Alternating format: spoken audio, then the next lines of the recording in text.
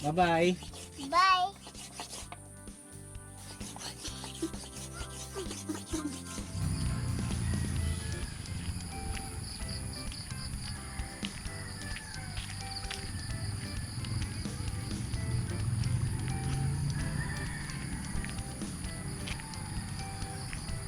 Ayan, good morning walk tayo mga kabukids. Papunta tayo guys sa bukid ngayon at naglalakad-lakad lang ako para medyo ano rin, exercise ba. Maaga pa naman, wala pa yung ating haring araw, hindi pa lumilitaw mga kabukids. So lakad lang konti para naman na exercise tayo nabang maaga pa at yung energy magkaroon na kagad ng energy maaga pa lang. So yan, nandito na ako sa may tulay. Ito yung tulay dito sa aming barangay, ang ganda. Ayan. Ito yung ilog na kapag malakas yung ulan, malakas din yung baha. Pero napakaganda ng view ng tulay na to.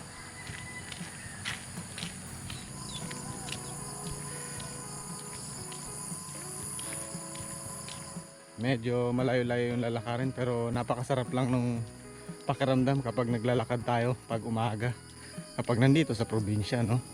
Dahil sariwang-sariwa yung nalalanghap nating hangin. Konti pa lang yung mga sasakyan, konti yung usok na binubugan ng sasakyan. Tapos green pa, tulad nyo, mapapansin nyo, green na green yung paligid natin. Napaka-refreshing ba sa lungs. Umaga pa lang fresh na yung ano ng ating lungs. Kaya yun yung mga nakakamiss kapag matagal na tayo sa syudad, no? Ang ganitong feeling na sa probinsya.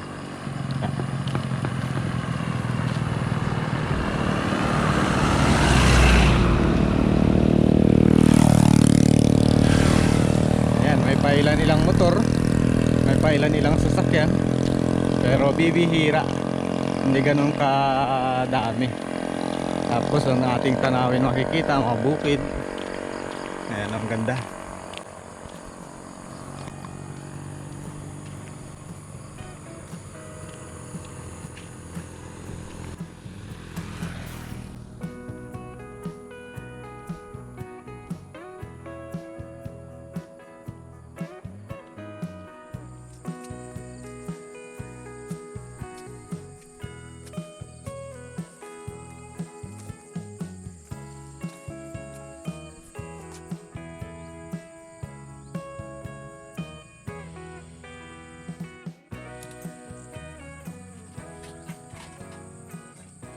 So ayan mga kabukids, katatapos lang natin magpakain ng ating mga alagang itik. At ngayong araw, ito po yung nakuha natin mga itlog nila. Yun, oh.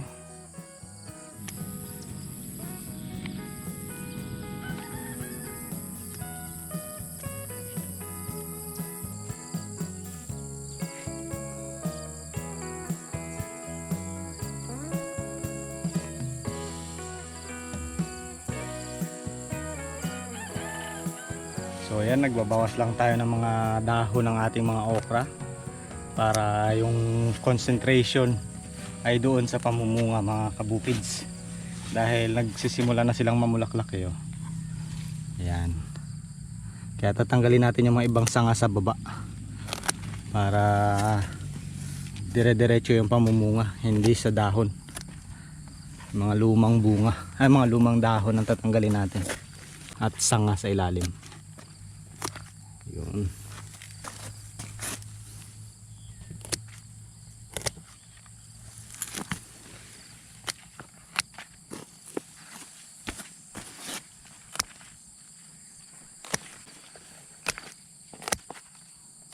Ayan, oh, meron ng maliit na bunga.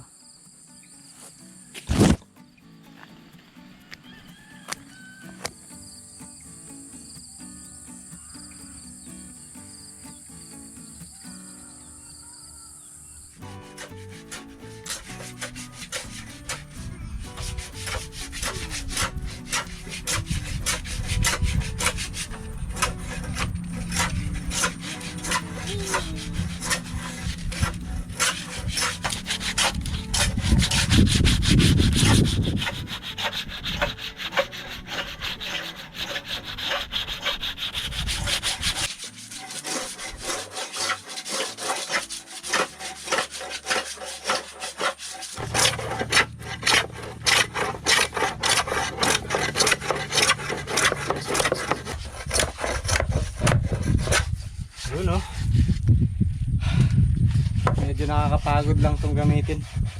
Ito yung katam natin. Talagang exercise ito mga kabukids. Whew! So yun mga kabukids, kung matatandaan po ninyo, nung pumunta tayo doon sa Kanipaan at nanguha tayo ng mga lukan, ay meron tayong nadampot na kahoy. Ito yun, oh. Nililinisan ni Mama B. Pera mo naman. Yun, oh. Maganda siya. Kaya naisipan naming dalhin dito sa kubo para gawa ng konting design. At yan, lalagyan natin ng kung ano-anong maisip natin dito. So ngayong araw, ito sa simula naming gawain. Kaya nililinisan ni Mama B, iniis-is niya. At ako naman, nililinisan ko tong lumang tabla na gagamitin natin para doon sa kanyang base, sa base nito. At saka kasi balak namin sana, meron kasi kaming nakitang inspiration sa online, yun ang gusto naming gawin. Lalagyan namin dito ng parang base dito. Ito meron ditong paa lalagyan namin ng paa. Tapos lalagyan namin ng mga parang patungan dito na maliliit na paso. So kakabitan natin yan dito ng mga bilog-bilog na tabla dito at saka dito. So tingnan natin kung ano magiging result. Sana maganda.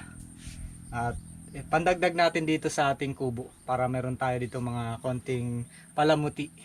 Yun, oh, may palamuti na ang ating kubo. So yun ang ating gagawin ngayon. Tingnan natin kung hanggang saan aabot ang lakas ni Mama B sa pagkayas. Kaya ba? Matinding labanan to. Di konti na lang din yan. Makinis na rin Oo. Ito ano yun lang natin. Medyo kiskisin. Para kapag binarnisan, maganda-ganda yung itsura niya. Matibay pa siya oh. Matigas na kahoy mga kabukids. Hindi nga siya na hindi siya na tablan ng mga tamilok. Ito mayroong maliliit pero hindi yung tamilok na malalaki. So matigas na kahoy siya. Kaya itong gagamitin nating tabla, kahit luma na siya, matibay din. Ito yung tabla ng dulo kung tawagin. Ilang taon na to tagal na to diba? Nung mga 10 years no? May 10 years na. So may 10 years na pero bagong bago pa rin yung loob niya. Ito pumangit lang yung labas pero kapag kinatam natin yan, gaganda ulit. Mano-mano tayo, gamit natin yung sinaunang traditional way ng pagkikinis ng mga tabla mga kabukids. Katam. Ayan ito matanda na rin. Gamit pa to nung ma-share ko lang po Gamit pa to nung father nila Kuya Jer at ni Kuya G. So pumanaw siya nung 2002 hanggang ngayon buo pa. Tagal na. Medyo kalawang-kalawangin na nga ang galing, di ba? Nape-preserve. Tagal na. Medyo lang talaga to. Pag ito yung gamit mo, para ka na nag-gym. Labas ang pawis. Pawis talaga. Sana magtagal pa tong kahoy.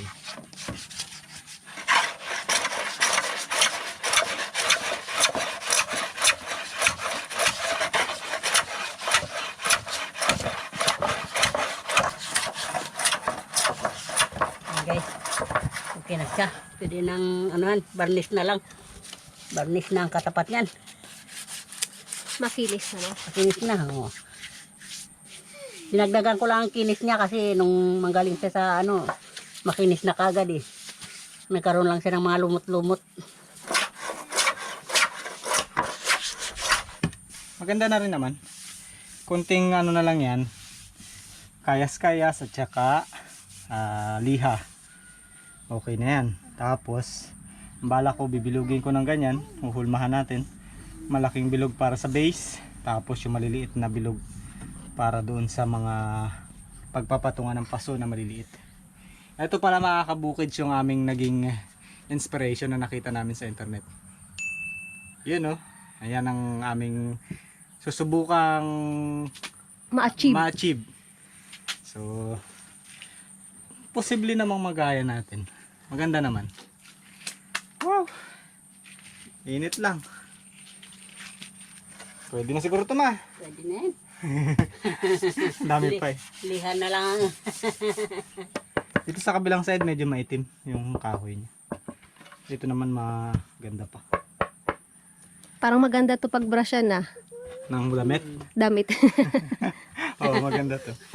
Malapad. Malapad. Pag pumunta ka ng ng ilog, dalahin mo to. Brasan mo ng mga pantalon. Tsaka ito gagawin kong palo-palo. Sinong papaluin? Ayun oh, batang makulit oh. Ba't nandiyan ka? Anong binabantayan mo dyan? Kibaw. Ay, Kibaw. kibaw. Ito. Ay, makabukid. Ako may nakita kaninang pagong. Laki. Takbo siya kanina eh. Ay. Kuya Gab, nakita kong pagong. Hindi niya mahawakan. Alaki Ay, yung rin. paa niya oh. Yung paa niya. Huwag ka matakot, hindi yan nangangagat. Mabait yan. Pero may ibang pagong na nangangagat. Ito naman, mabait. Tumatago pa nga siya sa'yo. Oh. Naiya siya. Ang laki. Ayaw niya kasi nga may pitik. Simula ngayon, papangalanan ko siyang Shelo Marie. Oo, dahil ikaw nakakita. Shelo Marie na yan, tapos pakawalan mo mamaya.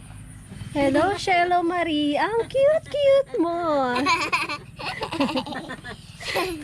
Mamaya, ilagay mo muna siya doon sa walang tao. Kasi hindi siya lalabas.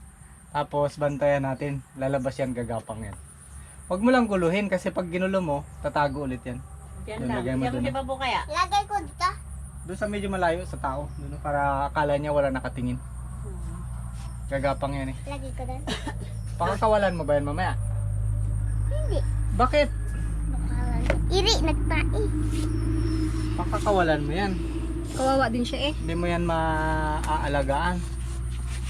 Alaga. Kawawa rin siya kasi Ba't yung ibang tayo nalagay mo yung pagong iri, di Oo. nagalis. inaalagaan nila. Pero kung hindi mo rin lang maalagaan ng mabuti at makakapamuhay kasi sila sa sa wild ng maayos, o di pakawalan mo na lang. Okay ba yun? Paan nila ang pulis. Okay ba yun? Papa. Okay. Kasi kung alagaan mo yan, tapos di mo rin lang maalagaan ng mabuti, wala rin. Kawawa lang siya. Yan, dyan. Dito. Oo. Dito lang, makikita-kita natin. Yan. Yan, para makita natin kung gumapang na siya. Kita pag magapang na. Alis na dyan. Lagi tayo nakakita ng pagong dito, no? Malapit. Sa may taniman. Oo, minsan nga tumatawid pa sa kalsada eh. Kawawa nga yung iba na sasagasaan ng mga sasakyan, mga kabukids. Medyo maliliit pa lang. Tapos patawid ng highway. Nasasagasaan, nadudurog. Kawawa. Dito marami yan sa amin. Lalo na dun sa may bandang kinakangkungan namin. Marami. Mga pagong na malalaki. Gagapang-gapang, tapos hindi makita yung parang liliit pa. Every time na nangingilaw tayo ng talangka, marami tayo nakikita palagi ng mga pagong. Nangangain ng mga kung ano-ano saging. Akala ko nga dati yung nangangain ng saging ano eh. Ano? Unggoy. Pala pagong kumakain din ng saging. Pati balat, kinakain. Oo. Akala ko dati unggoy lang. Ngayon pala yung unggoy ngayon, nakakita na rin ng pagong. Nag-evolve.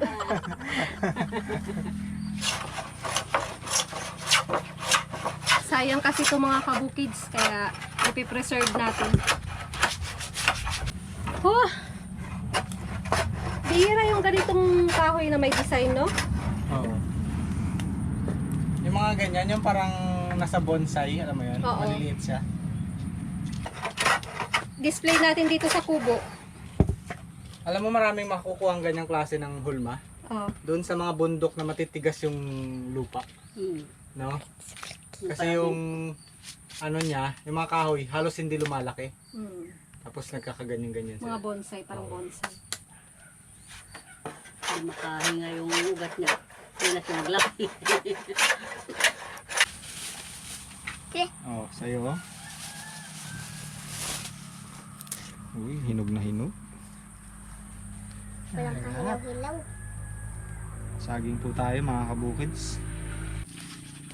Sabihin mo nga bilog, ha ha hi hi. Ha ha. Ganyan ka po. Sarap ah. Ang tamis. Kanina saba sana yung bibiliin ko. Kaso ubos ang saba. Nagkakaubusan ng saba ngayon. Ito nga last na lang. 1 kilo na lang. Patikman niya nito. Sabi niyo matamis. Bakit na sa akin mapakla?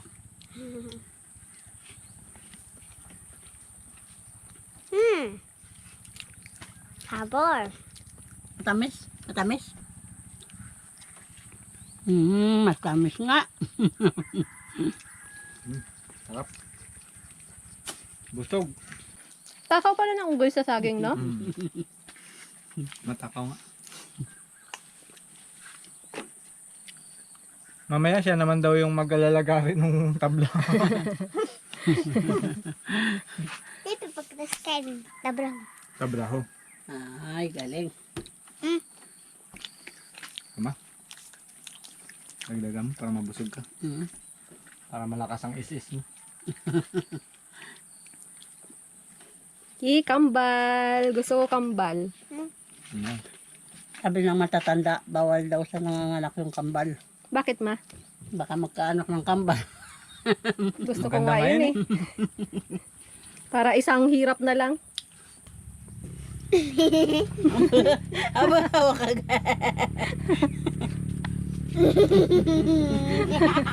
Akin na to ha. Tsaka kaya Mama B. Sino pang wala? Ako meron na. Dalawa na rin sa'yo. Aroy! Ito na, kain mo lahat bilog? Yung sila itatampo lang nila yan. Pag kasi hindi ko pa ni-reserve, wala. Pagkaubos niya, banata niya na naman to. Matakas ka saging to. Favorite mo saging, di ba? Masarap talaga saging. Sarap na saging. Rich in potassium. Tatag ko. Bakit? Pagkatapos namin, saka mo kami papainggitin ha?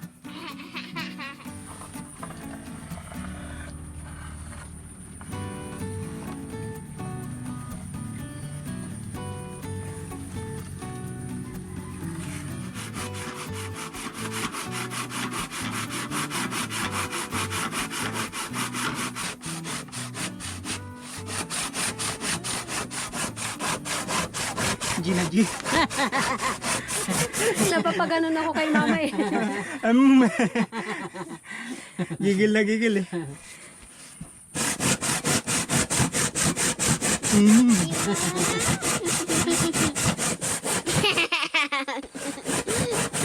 Ano si Mama B?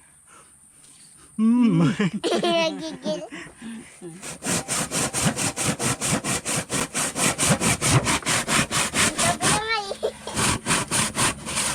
Okay, salubungin natin sa kabila kaya. Ay, kapag ganyan natin, tayo. Wait, kama. Ipit, paipit yung lagari. Bye-bye. Bye. Bye, Pagong. Saan ka punta?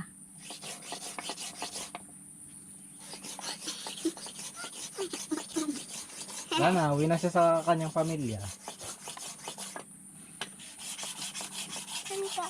Bye, Shelo Marie. Alis ka na? Pasok pa daw siya eh. Oh. May dala siyang bag. Papasok na daw siya. Saan? Sa school niya. Gusto niya ba yan? Aray. Uy. Bubungay. Hindi na siya nahiya, no?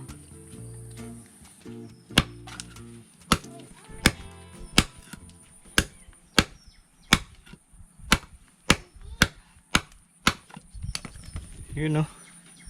Malapit na mabilog. Mano-mano lang. Ayan guys, ito yung ano niya, yung base ng ating gagawin. Medyo maliit pero yung tabla natin medyo ano eh, kukulangin na. Kaya ganyan lang. Tingnan natin kung kakayanin niya. Ayan, huhulmahin natin yan. Nakawala na yung pagong mo? Diyan po. Ah, nandyan pa. Nagtago lang. Tago-tago. Yan mamaya, mabilis lang yan. Pag hindi mo namalayan, diretso na. Diretso na. Dapat nagbabay ka na para pag nakaalis siya, nakababay ka na. Oh, yun oh. Bilog na oh. Ano ma? Pasado na ba? Okay na. Pwede na ba ilagay sa round table? Oo. Dahil dyan ikaw na mag-iisis na. Sagot ko na ito. Sagot Sabi mo ko paabot bilog. Yung pang pang is-is. Ito ano to? Ito ba kaya gusto tintirahan? Bamis na natin yan. Ha?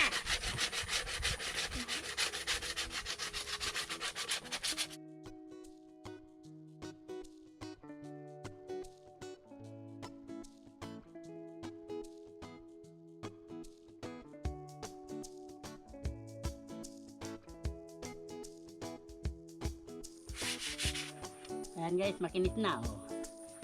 Barnis na lang ang kailangan.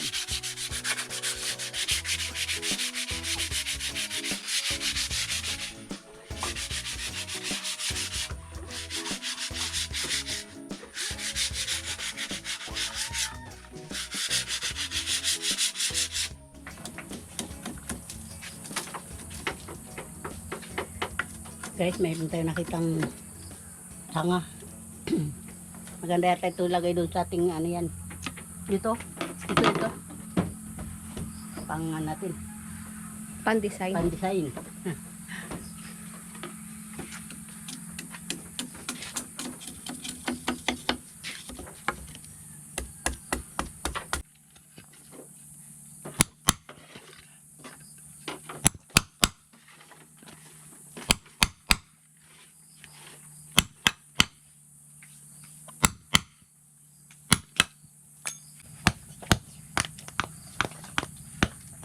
Yun oh. So ayan mga kabukids, nakabuo na tayo ng ating mga bilog-bilog. Meron na tayong nagawang base at meron na rin tayong nagawang tatlong pagpapatungan ng ating mga paso. Ganito magiging itsura niyan guys oh.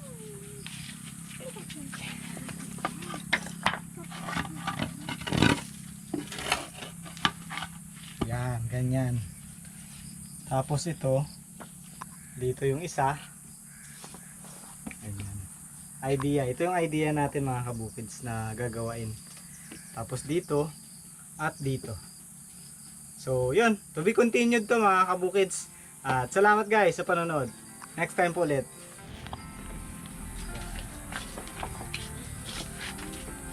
Wow! So ganyan ang mangyayari oh. Yan lang yung halaman natin. Tapos meron din dito. Diba? Ako sa Oh, diyan ka na lang ha. O kami uwi na. See you tomorrow. kids. Pinagpawisan si Mama B. Oh, yun lang ang binalatan ko. Nagbalat lang ng curve.